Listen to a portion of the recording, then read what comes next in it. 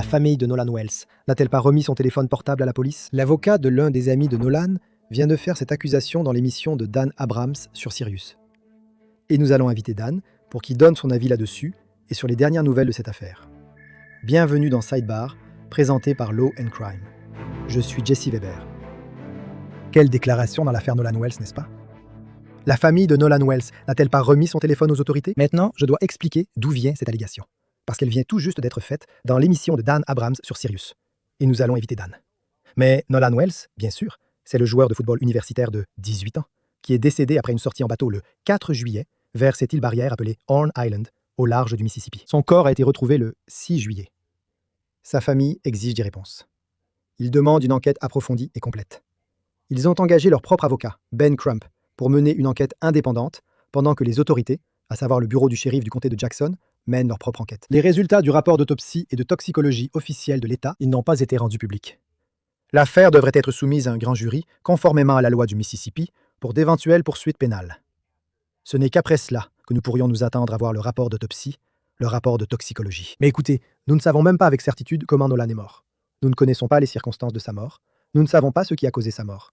Nous ne savons même pas si un crime a été commis. Et d'ailleurs, alors que nous parlons de l'affaire Nolan Wells, nous avons tous ces documents et informations que nous avons compilés sur notre application Long Crime Plus. Nous avons cette section de dossiers d'affaires pour toutes nos grandes affaires. Il y a celui de Nolan Wells. Si vous voulez lire ces documents par vous-même, avoir une vue d'ensemble complète de ce qui se passe dans cette affaire, vous pouvez tout consulter là-bas. Et d'ailleurs, c'est la vérité pour beaucoup d'affaires que nous couvrons. Nous couvrons beaucoup de grands procès et affaires ici sur Sidebar. Mais si vous voulez toutes les preuves, parce que nous sommes un peu limités dans ce que nous pouvons vous montrer ici, vous pouvez consulter les dossiers d'affaires sur l'application Long Crime Plus. Donc, nous ouvrons le coffre-fort des preuves. Vous pouvez examiner directement les images brutes des caméras piétons, les appels au 911, les photos de la scène de crime, les enregistrements complets des procès. Et en plus, vous bénéficiez d'un streaming sans publicité de toutes vos émissions préférées de Long Crime et de Court TV.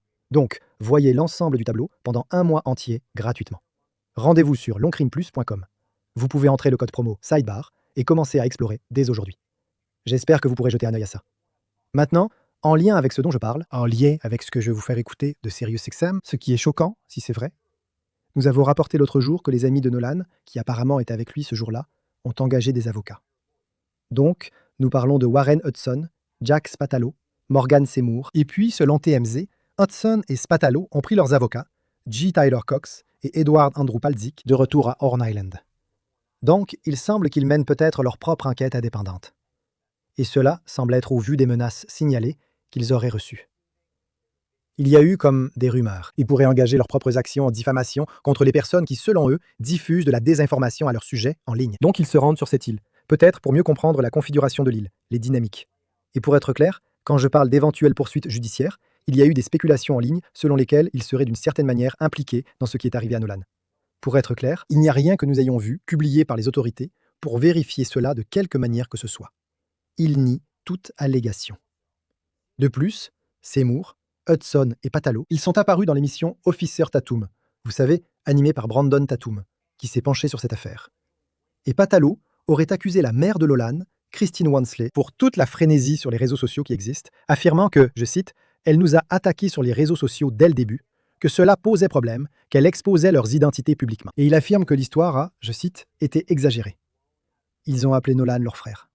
Hudson a également dit « J'aurais aimé que nous ne soyons jamais sortis », voulant dire qu'il n'aurait jamais dû aller à Horn Island. Cela nous amène maintenant à l'émission sérieuse de Dan Abrams d'hier. Donc Dan interviewait les avocats que je viens de mentionner, M. Cox et M. Palzik, et c'est à ce moment-là qu'un auditeur nommé Mo a posé une question sur le téléphone de Nolan.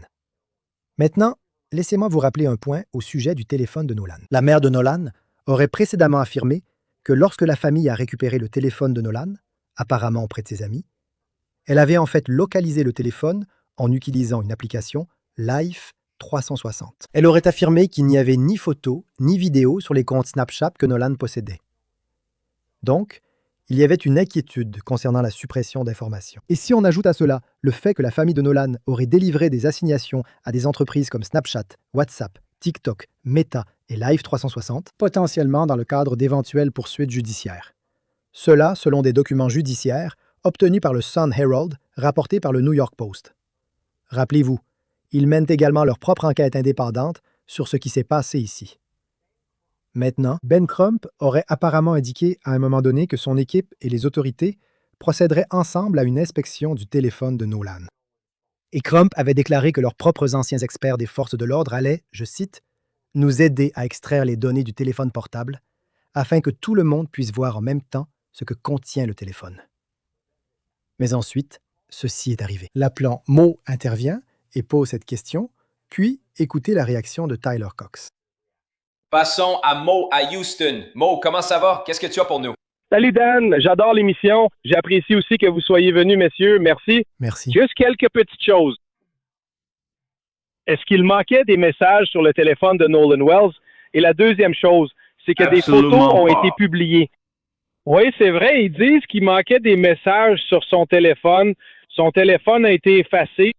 Et une autre chose, il y a des photos, comme à l'époque moderne, où les gens ont des téléphones portables et les réseaux sociaux, il y a des téléphones où il y a des photos avec des adultes sur ce bateau. Il y a même un des adultes là-bas qui dit que c'est un public aisé, comme des gens riches, des hommes d'affaires fortunés. Ils disent que ce ne sont que des enfants, mais il y a des adultes là-bas. D'accord, mais voilà le truc. Bien sûr, il y avait 2000 personnes là-bas. Je ne sais pas qui sont ces îles, mais allons-y. Tyler, tu veux prendre la parole? Oui, j'aimerais bien. Oui. Alors, laisse-moi te demander ceci. J'ai vu un titre il y a quelques semaines qui disait « Ben Crump et la famille vont permettre au bureau du shérif du comté de Jackson d'accéder au téléphone de Nolan. » Sur cette chaîne, nous parlons de crime, d'enquête et de justice. Pourtant, une menace reste rarement à la une des journaux. Les informations personnelles qui sont collectées et vendues à votre sujet en ligne. Si je vous disais que votre adresse, votre email, votre numéro de téléphone et même des informations sur votre famille sont achetées et vendues en ligne sans que vous le sachiez. Chaque jour, des courtiers en données et des sites web publics collectent, publient et vendent des informations personnelles. Cela peut entraîner du spam, des arnaques, le vol d'identité et peuvent compromettre votre vie privée. C'est pourquoi j'aime Incogni. Saisissez votre email et Incogni détecte automatiquement où vos données sont exposées, puis envoie des demandes de suppression pour vous. Le tableau de bord de l'application vous fournit des rapports détaillés indiquant exactement où vos données ont été supprimées et, avec l'abonnement illimité, vous pouvez aller encore plus loin. Collez simplement le lien d'un site exposant vos informations personnelles. Et les experts d'Incogni en protection de la vie privée s'occuperont du reste. La mise en route ne prend que quelques minutes. Et après une autorisation ponctuelle, Incogni fait le plus gros du travail pour vous. Reprenez dès aujourd'hui le contrôle de votre vie privée. Utilisez mon code spécial pour bénéficier 60% de réduction sur tout abonnement annuel Incogni, avec en plus une garantie de remboursement de 30 jours. Scannez le code QR ou cliquez sur le lien ci-dessous pour commencer à supprimer vos informations personnelles d'Internet. Ils ne peuvent pas vous nuire s'ils ne vous trouvent pas. C'est ce que j'ai jamais entendu. J'ai jamais entendu qu'il ait donné suite à cela. J'ai des raisons de croire et je crois vraiment qu'ils n'ont pas coopéré avec les forces de l'ordre. Je ne pense pas qu'ils aient remis le téléphone de Nolan. Et je suis prêt à parier ma réputation là-dessus. Je pense pas qu'ils aient coopéré du tout. Ils n'ont pas le téléphone de Nolan. Ils n'ont pas eu accès au téléphone de Nolan. Le département du shérif du comté de Jackson non plus. Alors comment pouvez-vous dire qu'il manque des messages ou des photos? Nos garçons n'avaient aucune raison de faire quoi que ce soit avec le téléphone de Nolan, à part le rendre à Christine et à ses amis plus tard dans la soirée. Donc tout ce qui concerne des messages ou des Snapchat manquants est complètement faux. Après avoir entendu cela, laissez-moi maintenant accueillir l'animateur de l'émission, Dan Abrams, sur SiriusXM, POTUS, canal 124. Dan Abrams, fondateur de Law and Crime. Dan, ravi de vous voir. Merci d'avoir pris le temps. Jesse, ravi d'être avec vous. Donc les avocats interviennent. Tyler Cox fait cette déclaration. Il est prêt à parier sa réputation que Ben Crump et la famille n'ont pas remis le téléphone. Qu'en avez-vous pensé? Je veux dire, j'ai été stupéfait quand ils l'ont dit, n'est-ce pas? Je veux dire, quand je les ai invités dans l'émission, je ne pensais pas vraiment qu'ils allaient annoncer une nouvelle. Je pensais qu'ils allaient plutôt parler des poursuites en diffamation dont ils parlaient, etc. Mais quand il a dit ça, je me suis un peu arrêté et j'ai fait « Wow, attends une seconde. » Vous savez, il les accuse de retenir des éléments de preuve dans le cadre de l'enquête. Et c'est un peu ce que tout le monde réclame, non? Tout le monde dit « Laissons l'enquête suivre son cours. Voyons ce que l'enquête va révéler. » Et il faut espérer que la famille sera prête à remettre le téléphone dans le cadre de cette enquête. Écoutez, vous avez couvert des affaires pendant si longtemps. Je n'ai jamais entendu parler d'une expertise conjointe d'un téléphone portable qui pourrait potentiellement être une pièce à conviction cruciale dans cette affaire, où leurs propres experts et la police vont d'une manière ou d'une autre examiner le téléphone en même temps. C'est une affaire différente. Et ça m'a vraiment fait me poser la question, comment pourrait-il potentiellement refuser de remettre le téléphone? Je veux dire, écoutez, la police devrait avoir un mandat.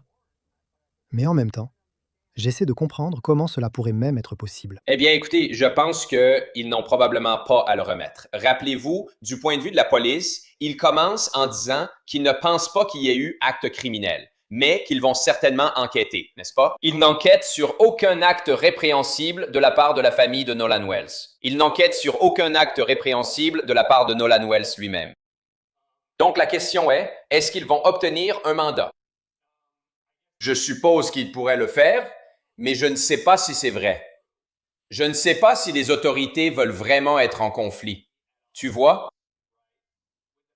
Avec la famille. Parce qu'en théorie, c'est la famille qui demande aux autorités de mener une enquête approfondie. Et s'ils n'aident pas à cela, alors évidemment, c'est un problème. Maintenant, peut-être qu'ils vont adopter la position selon laquelle, vous savez, ils ne pensent pas que les autorités mènent une enquête correcte, approfondie ou équitable. Je ne sais pas, vous voyez. Nous devons vraiment leur en parler pour déterminer, vous savez, quelle est leur position. Ce que je trouve également intéressant, c'est qu'il s'agit maintenant d'une troisième enquête en cours. Donc, vous avez les forces de l'ordre local qui enquêtent au bureau du shérif. Vous avez la famille de Nolan Wells qui mène sa propre enquête. Et puis, vous avez parlé aux avocats qui représentent les amis de Nolan, qui mènent apparemment leur propre enquête en se rendant sur l'île. Qu'est-ce qu'ils vous ont dit à ce sujet et sur leur objectif actuel? Oui, en fait, ils disaient essentiellement qu'ils n'essaient pas vraiment d'enquêter de la même manière que les autorités. Vous savez, de leur point de vue, leurs clients ne savent pas ce qui lui est arrivé après la dernière fois qu'ils l'ont vu cet après-midi-là, n'est-ce pas? Donc, leur position est la suivante. Nous voulions aller à Horn Island pour nous en assurer. En particulier, leur nouvel avocat comprenait les lieux. Il avait simplement une idée de ce que c'est là-bas. Donc, quand il en parle et, encore une fois, envisage potentiellement de intenter des actions en diffamation à ce sujet, qu'il avait une bonne compréhension de comment les choses se passent sur l'île. Et je dis ça parce que, oui, ce n'est pas une île typique où il y a des installations et tout ça. C'est juste que les gens y vont, ils font du bateau là-bas, ils amènent leur bateau, puis ils repartent, non? Donc, vous voyez, ils voulaient regarder, vous savez, où les courants d'arrachement pouvaient se trouver. Et juste, comme ils l'ont dit, ne pas tirer de conclusion. Mais juste pour qu'ils puissent être informés, en particulier leur nouvel avocat, parce que Tyler Cox avait déjà été là pour discuter de l'affaire. Je dois dire, et j'ai déjà mentionné ce point dans Sidebar, que je trouve intéressant que non seulement ces gars-là, vous savez, se soient entourés d'avocats et aient adopté une position plus proactive, mais ils passent aussi dans l'émission de Brandon Tatum. Il me semble que cela pourrait renforcer leur crédibilité. Je suis curieux d'avoir ton avis. Parce que s'il y a ces accusations contre eux, s'ils étaient vraiment impliqués d'une manière ou d'une autre, s'ils avaient vraiment quelque chose à voir avec la mort de Nolan, la dernière chose qu'ils voudraient faire serait de porter l'affaire en justice, d'avoir une phase de communication des preuves, et que des preuves potentiellement accablantes sortent contre eux.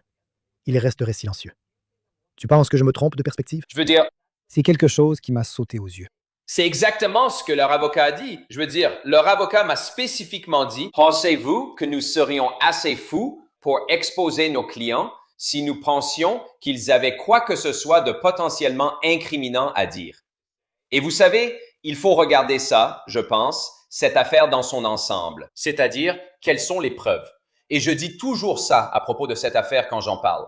C'est que généralement, dans ce genre d'enquête très médiatisée, quand des éléments commencent à émerger, n'est-ce pas, et que l'enquête est en cours, ce qui rend ces affaires complexes, ce sont les incohérences.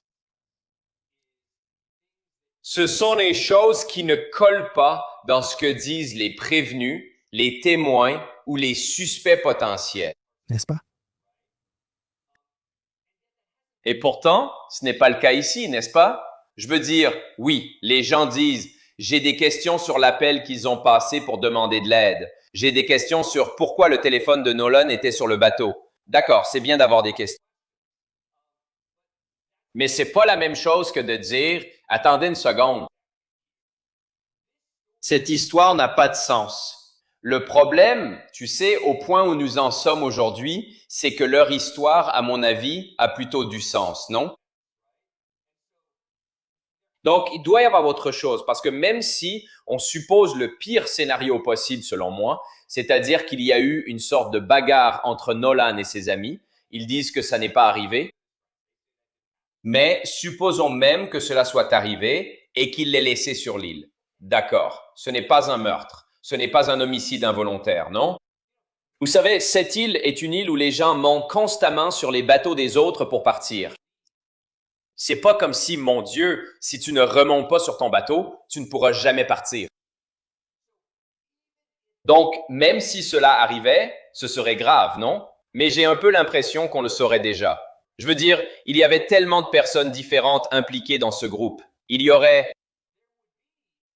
c'est 3 personnes qui diraient « Ouais, ces 2 types voulaient pas le laisser remonter sur le bateau. » Et on n'a pas entendu ça. Donc, je pense juste que, et je pense que ces avocats ont raison de dire, tu sais, tu ferais mieux d'être vraiment prudent quand tu pointes du doigt ses amis.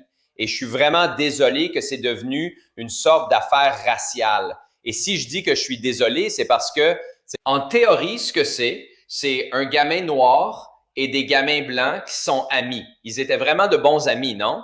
Et soudainement, le fait qu'ils soient de races différentes change la façon dont les gens perçoivent les preuves. Et ça, c'est vraiment, tu sais, la vision d'ensemble. C'est perturbant, non? Ce n'est pas là où on veut que notre société en soit. Et je ne blâme pas une famille de vouloir toutes les réponses, et peut-être de ne pas faire confiance aux forces de l'ordre, de dire qu'ils sont arrivés trop vite à la conclusion qu'il n'y avait pas de acte criminel, et de vouloir qu'un avocat les guide là-dedans.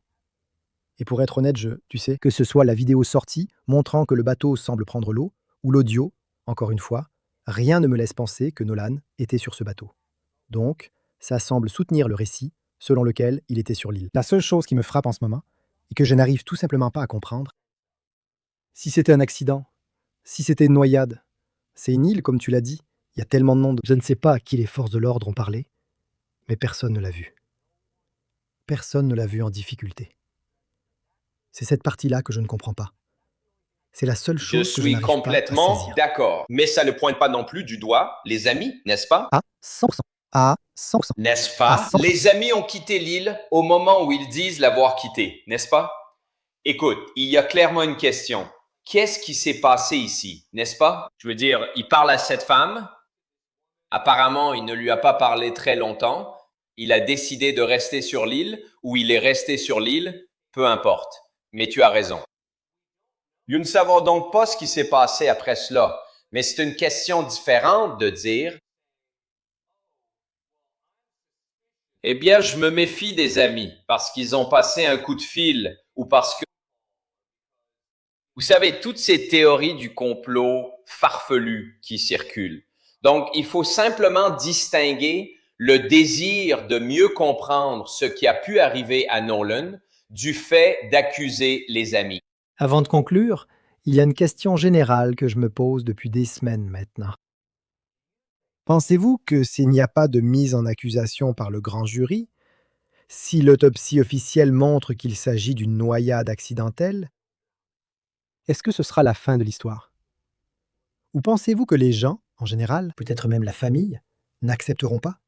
Pas question que ce soit la fin de l'histoire, parce que, comme vous le savez, Jesse, les rapports des médecins légistes sont souvent ambigus, n'est-ce pas? Il y a souvent différentes façons de les interpréter, n'est-ce pas?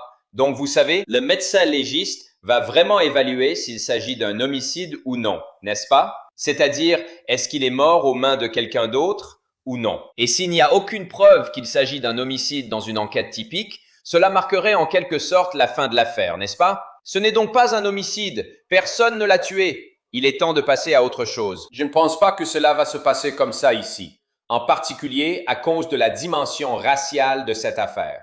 Je pense que Ben Crump le dit, n'est-ce pas? Ben Crump dit Il regroupe cette affaire avec d'autres cas de jeunes garçons noirs en fin d'adolescence dans le Mississippi, pour lesquels il estime que les enquêtes n'ont pas été assez approfondies.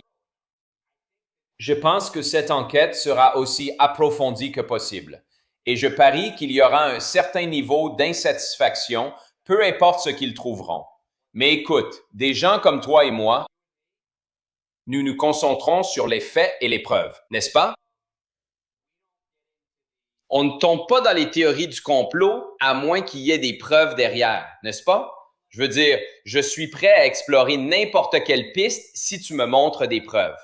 Mais quand tu me dis, parce qu'il y a eu 2 médecins légistes qui ont examiné le corps, eh bien, tu sais, entre le moment du premier médecin légiste et celui du second, il y avait des parties du corps qui semblaient peut-être manquer.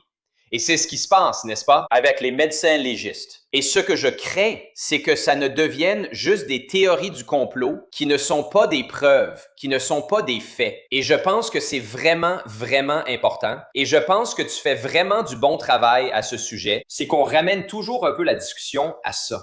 On ramène ça à « wow, n'allons pas partir dans des délires insensés, à moins d'avoir des faits ou des preuves derrière. » Et c'est pourquoi je pense que lorsque Ben Crump a tenu cette conférence de presse à propos de l'autopsie, ça aurait été mieux si un médecin légiste avait réellement présenté ce rapport au lieu de Ben Crump, même s'il a essayé de tempérer les choses, vous savez, à propos des parties du corps manquantes. J'ai entendu un hoquet de surprise dans le public, mais comme vous l'avez dit, c'est généralement la norme. Mais écoutez, C'est la norme pour comme la Dan Abrams l'a toujours deuxième dit, donc la seconde médecin autopsie, légiste. d'accord. Ouais. Et comme Dan Abrams le dit toujours quand il conclut une affaire, quand il conclut une histoire, nous verrons bien. Nous verrons bien. Donc Dan, merci d'avoir pris le temps. C'était vraiment. J'ai trouvé que l'interview que tu as faite dans ton émission était fantastique et très éclairante. Donc Dan Abrams, Sirius XM, chaîne POTUS 124 sur On Patrol Live. Dan a 1 million de choses en cours. J'apprécie que tu aies pris le temps. Jesse, l'homme qui a maintenant presque autant de choses en cours que moi, ce qui est génial. Et c'est tout ce que nous avons pour vous pour l'instant, ici sur Sidebar, tout le monde. Merci beaucoup de nous avoir rejoints. Et comme toujours, abonnez-vous sur YouTube, Apple Podcasts, Spotify, ou que vous écoutiez vos podcasts. Vous pouvez aussi nous retrouver sur Peacock de NBC. Si vous voulez me suivre, X, Instagram, mon émission sur News Nation, Jesse Weber Live, du lundi au vendredi à 23h heure de l'Est. À la prochaine tout le monde.